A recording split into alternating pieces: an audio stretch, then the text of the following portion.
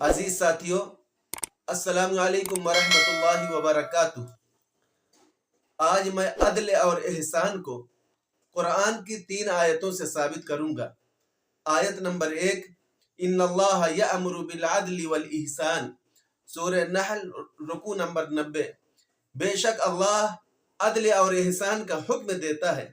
اس آیت میں ہمارے لیے یہ پیغام ہے کہ عدل اللہ کا صریح حکم ہے جس کے بغیر کوئی معاشرہ درست نہیں رہ سکتا۔ آیت نمبر 2، یا ایھا الذین آمنوا کونوا قوامین للہ شہداء بالقسط، سورہ نساء رکوع نمبر 135۔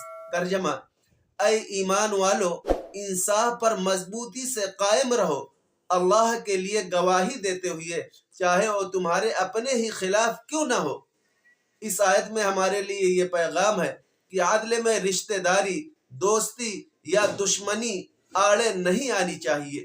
آیت نمبر 3، وَلَا يَجْرِمَنَّكُمْ شَنْآنُ قَوْمٍ عَلَىٰ أَلَّا تَعْدِلُوا اعْدِلُوا، سورہ مائدہ رکوع نمبر 8۔ ترجمہ، کسی قوم کی دشمنی تمہیں اس بات پر نہ آمادہ کرے کہ تم انصاف ہی نہ کرو۔ انصاف کرو، یہی تقویٰ کے زیادہ قریب ہے۔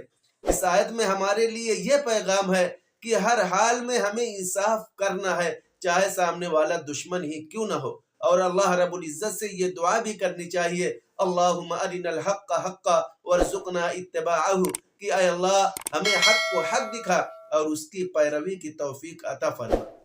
آمین۔